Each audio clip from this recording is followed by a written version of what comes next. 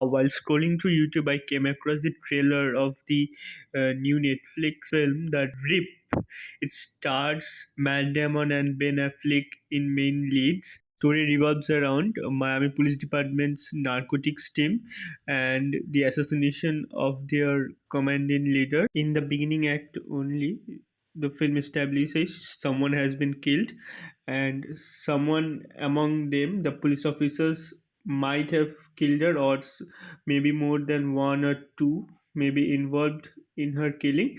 And then the film starts the main plot that one of their officers, the second in lead, the character of Matt Damon, gets a tip about maybe some stash, some money hide in some house. When all the officers raids the stash house, they find out that the money that they dig out or finds out is much more than they got tipped about. And for me, this is where story actually begins. The suspicions, the decisions every character makes, how everything folds up, how different characters acts in all these situations. Overall, I did like this movie mainly because of the suspense.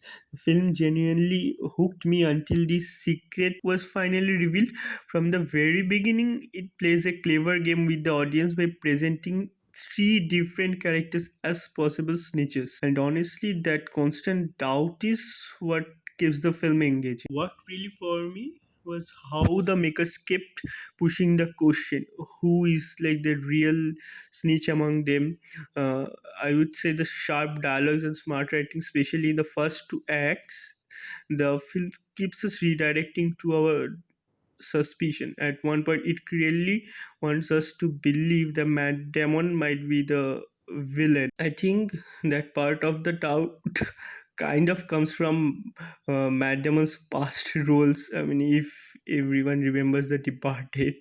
In terms of action, the movie is surprisingly restrained. There is hardly any major action in Not the bad. first half. Instead, it focuses more on tension, Not bad, but conversation, and not good. psychological Yeah. pressure. A real burst of action comes near the end with a solid fight sequence and a car chase. The entire sequence is cross-cut really well and supported by a decent background score, which adds kind of a good feel. Now coming to the ending, this is where I am slightly conflicted. Even when the film is about to end, my brain kept thinking there might be still some twist left, and still there are 10 minutes left for the movie.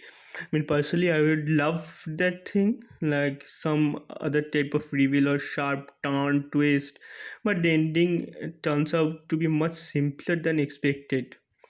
That's because since the story is pretty based on real events, I mean, I understand why the makers didn't go for anything too wild or unrealistic. Uh, they couldn't just add random shock moments for the sake of surprise. In the end, I will say that Rip is a pretty decent cop film with a respectable amount of thrill. It's not something that completely breaks out of the box or does something Not bad, but very not great good. or Yeah. revolutionary, but it's quite engaging, well acted, and entertaining throughout. If you enjoy small bond suspense like this, or simple police dramas, it's gonna worth your time. I would say give it a one time watch. It's not that bad. I kind of liked it. That's it.